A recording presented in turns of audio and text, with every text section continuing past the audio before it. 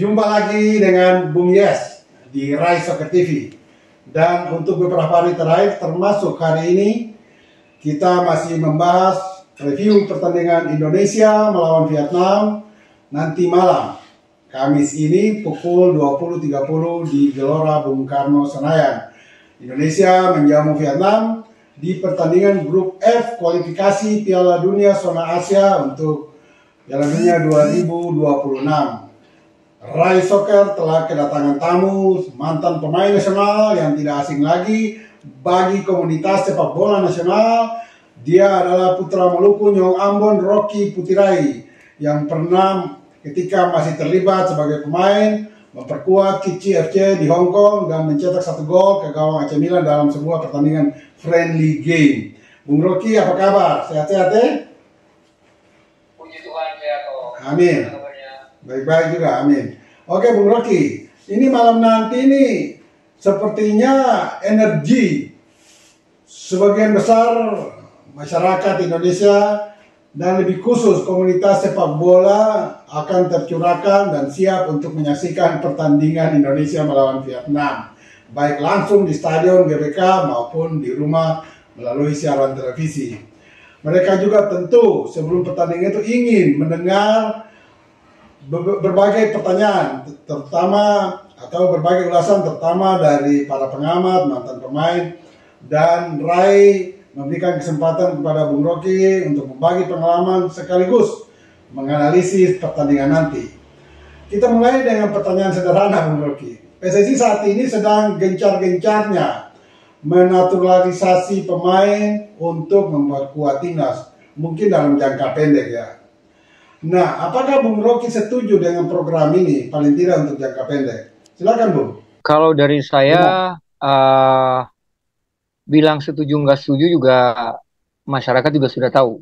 Artinya, misalkan bilang nggak setuju juga, toh PSSI tetap menjalankan naturalisasi pemain. Karena kebutuhan saat ini kebutuhan tim, yang dimana dilihat bahwa menurut pelatih Sintayong, semua pemain lokal yang ada di sini tidak memenuhi standar yang cara bermain yang dia inginkan. Artinya dia menambah semua lagi naturalisasi pemain. Yang sekarang kita tahu bahwa dari 11 pemain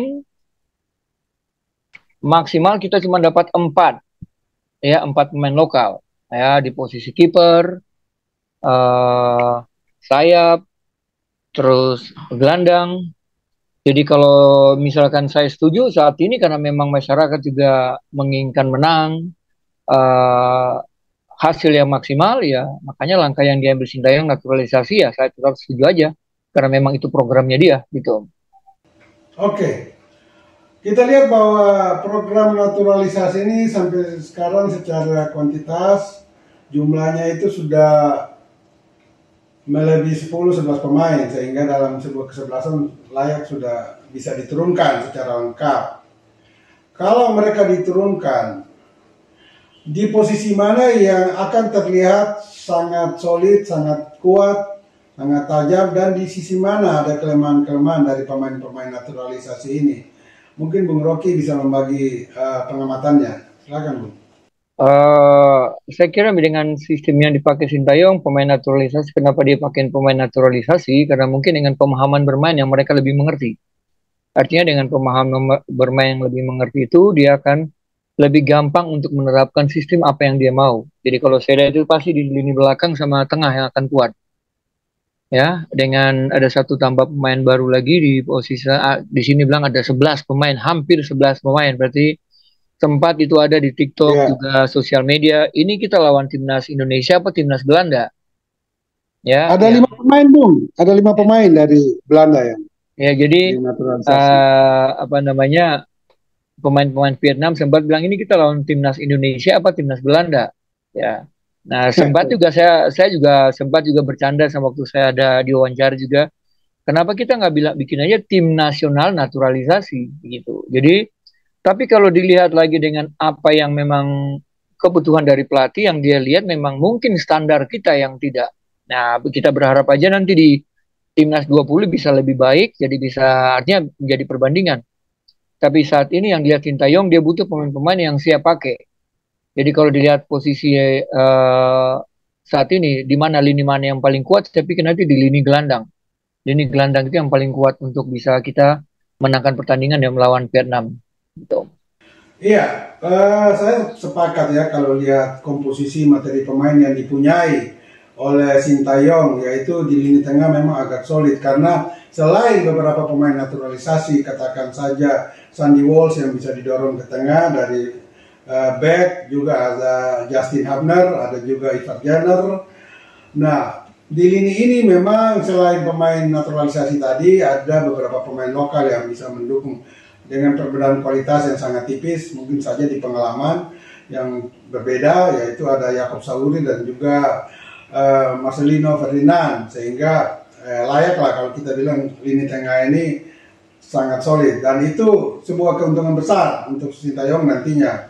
Tinggal bagaimana merangkai kerjasama antara lini belakang dan lini tengah serta lini depan. Nah, Bung Rocky melihat kalau secara teknis mungkin oke lah materi-materi pemain yang dipunyai Sintayong. Secara non teknis apakah ada pengaruh? Misalnya mereka ini berkumpul belum lama, juga membangun komunikasi dalam sebuah permainan itu sangat penting.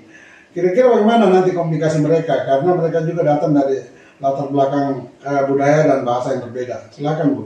Kalau mungkin di kita di Indonesia mungkin akan agak sulit Om untuk bagaimana dengan waktu yang singkat bisa bikin timnas itu padu. Kenapa? Karena latar belakang pelatih kita yang berbeda-beda sistemnya.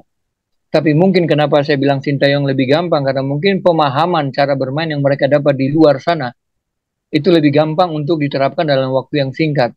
Karena kita lihat juga beberapa contoh klub-klub Eropa itu kalau macam mereka mau TC itu cuma 1 minggu tim jadi. Ya karena mungkin sistem atau pola yang cara bermain itu mereka sudah dapat sama. Apa saja yang mereka terapkan itu bisa berjalan karena memang di klub semua sama. Cara bermain, pemahaman, semua itu sama. Jadi akan lebih mudah. Nah kenapa juga sebenarnya yang jadi sulit itu pada saat uh, kita cuma punya contoh misalkan 5 pemain naturalisasi, 5 pemain lokal. Itu mungkin agak gampang. Tapi kalau ada perbandingan mungkin 1 banding 2 atau 2 banding 3, yang lebih banyak itu yang akan sulit karena yang dua yang sedikit itu untuk adaptasinya yang susah.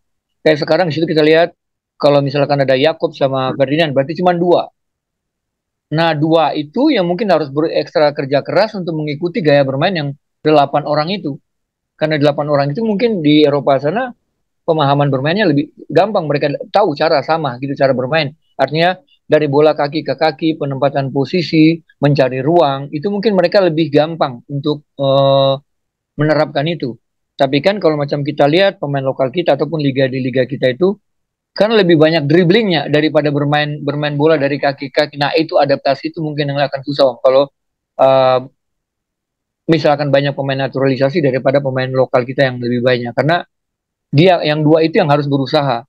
Tapi pada saat di banyak pemain lokalnya, ya Sintayongnya yang pusing karena ngerubah cara bermainnya, rubah mindset bermainnya itu, gitu Om. Jadi kalau saya lihat dengan misalkan sekarang hampir 11, hampir satu tim dengan waktu yang singkat, saya pikir tidak begitu sulit untuk Sintayong membentuk tim yang untuk lawan Vietnam malam ini untuk dapat poin penuh itu bisa terjadi. Oke, 2 atau 3 pemain lokal jika diturunkan dalam pertandingan 90 menit, maka mereka yang harus beradaptasi dengan 8 atau 7 pemain naturalisasi. Saya kira benar ya.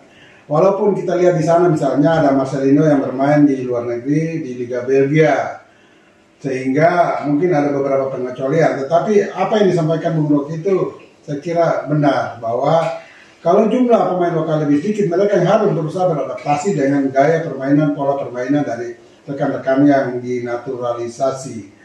Bung Rocky, kalau di lini belakang, misalnya nanti Jordi Amat dan juga Elkan Bagot tidak dimainkan, padahal 2 pemain ini merupakan tembok atau pilar yang sangat tangguh di belakang, di samping mungkin nanti ada Sandy Walsh atau juga Rizky Ridho, pemain lokal kita.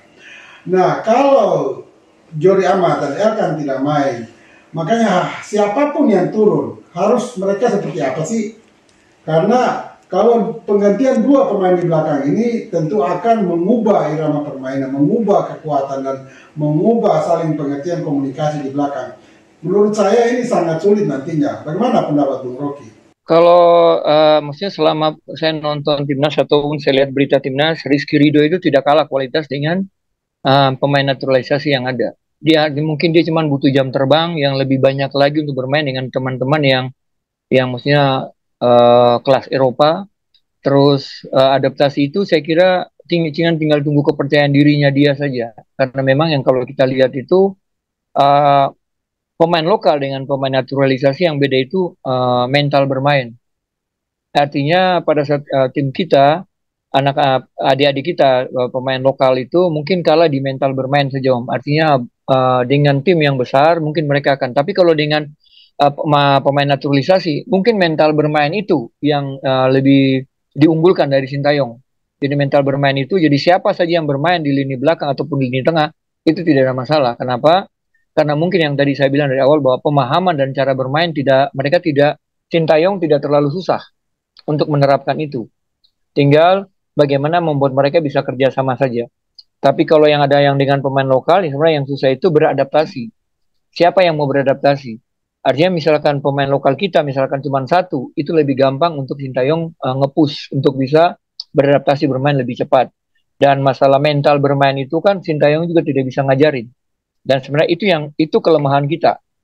Hanya kita punya mental bermain, kita punya attitude pada saat kita tahu dengan lawan yang kuat. Nah, itu kita yang harus lebih banyak dibangun dengan karakter itu lebih banyak untuk bermain dengan tim-tim. Contoh, uh, bukan saya bilang Sintayong bagus ataupun era Luis Milla bagus, tapi kita bisa lihat bahwa di era dua pelatih ini, selama kita uji coba di luar negeri, kita juga bisa memenangkan pertandingan.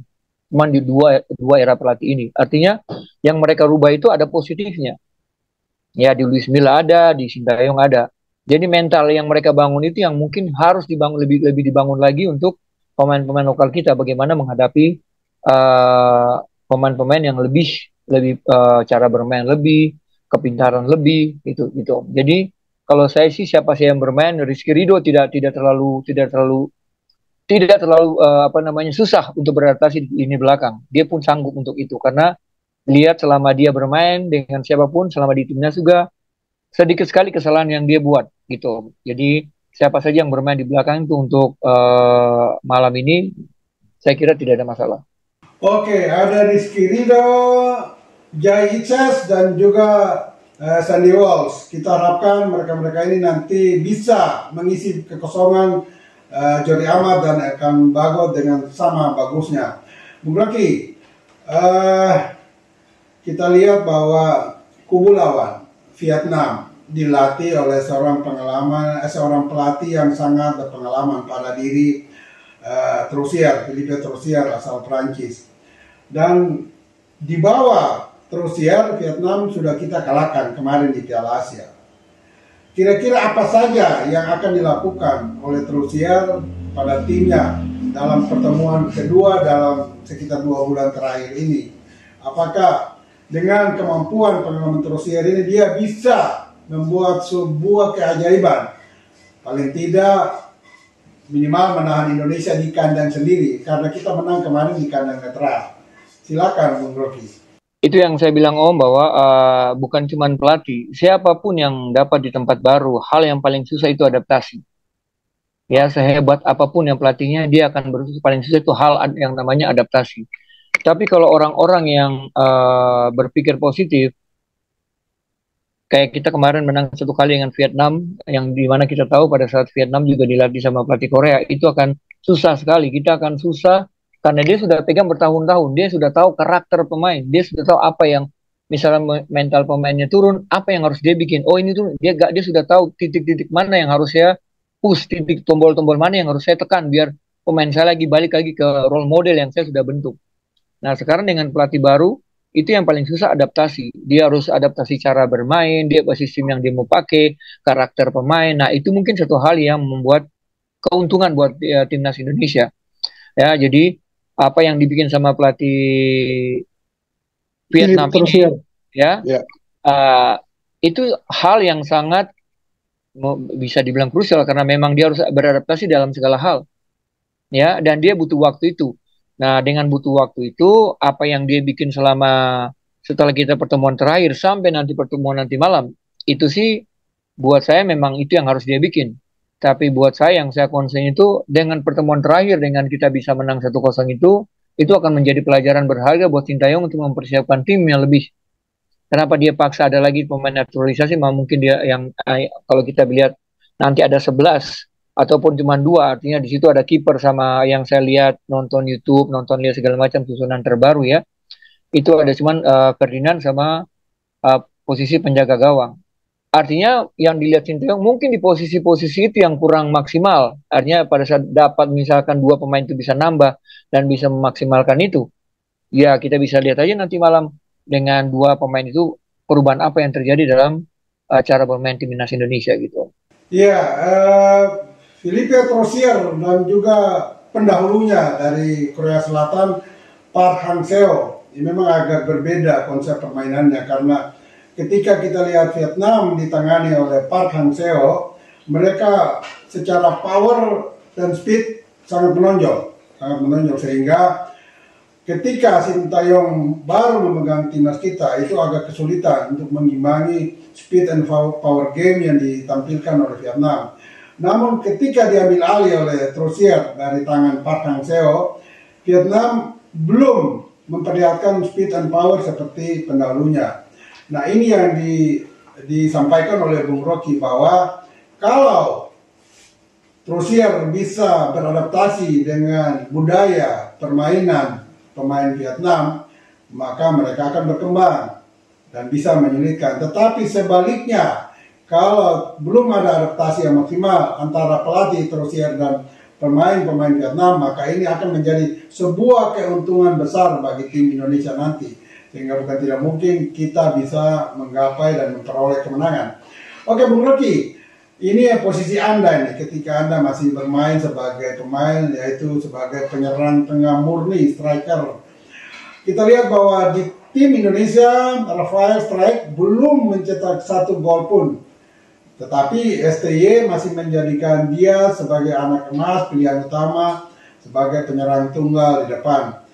Kira-kira apa sih kekurangan Rafael Strike, dan sampai saat ini dia harus seperti apa mengimprove kemampuan skill maupun naluri mencetak gol di kotak penalti, karena apapun naluri seorang penyerang tengah dalam mencetak gol itu sangat dibutuhkan karena momentum peluang-peluang yang diperoleh itu biasanya sangat singkat dan tidak mungkin berulang 2-3 kali. Sedikit komentar tentang Rafael Strike, silakan Bu. Kalau pengalaman pribadi saya itu mungkin hampir terjadi untuk semua pemain depan ya Om. Maksudnya pada saat tidak membuat gol itu orang berpikir kita santai, orang berpikir kita tidak berusaha, orang berpikir kita ya. Tapi sebenarnya yang paling susah buat pemain depan itu dia selalu berpikir. Dia selalu berpikir bagaimana caranya. Nah, dari pengalaman saya, artinya mungkin bisa saya sampaikan itu, pada saat strike itu dia mau berusaha untuk bikin gol, ada beberapa hal yang dia lupa. Ya, dia lupa dia fokus dengan tekniknya, dia lupa fokus dengan posisi badannya, dia lupa fokus dengan keseimbangannya. Nah, itu yang saya alami. Jadi saya berharap di pertandingan nanti malam dia cuma berpikir yang positif. Saya cuma mau bermain bagus. Jadi artinya dengan bermain bagus itu pikirannya tidak kemana-mana. Dia pada saat dia dapat peluang bikin gol, dia akan fokus. Dia akan fokus dengan tekniknya, dia akan fokus semua yang dia mau bikin dia fokus. Tapi pada saat dia mau bikin, saya mau bikin gol, saya mau bikin gol, saya mau bikin gol. Kesannya akan terjadi buru-buru. Peluang yang depan mata artinya 1 lawan 1 dengan kiper yang bisa misalkan dia fokus, dia tenang. Dia bisa lihat posisi mana yang kosong. Tapi karena cuma mau bikin gol, jadi cuma yang dibutuhkan cuma keputusan yang cepat. Saya tidak mau berpikir. Nah, itu yang terjadi. Artinya pengalaman saya itu sebagai seorang penyerang. Setelah saya menemukan itu di Hong Kong, itu yang membuat saya lebih percaya diri. Artinya gol itu akan datang. Gol itu akan datang. Kenapa? Kenapa saya dipilih jadi pemain utama? Karena saya punya kemampuan itu. Tidak mungkin saya dipilih jadi pemain depan, pemain pilihan utama, tapi saya tidak pernah selama saya pertandingan saya tidak pernah bikin gol. Itu tidak mungkin, pelatih manapun tidak akan pilih. Dia pasti lihat satu kelebihan yang dipunya striker itu mungkin setiap kalau saya nonton lagi video-video yang saya punya 90 menit bermain itu pasti 20 sampai 40 menit. Dalam waktu itu saya pasti akan selalu berhadapan satu lawan satu dengan kiper. Nah, karena saya tidak fokus, karena saya pikirnya cuma bikin gol, teknik saya tidak perhatikan, posisi kiper saya tidak perhatikan, keseimbangan kecepatan bola dengan kaki saya tidak perhatikan.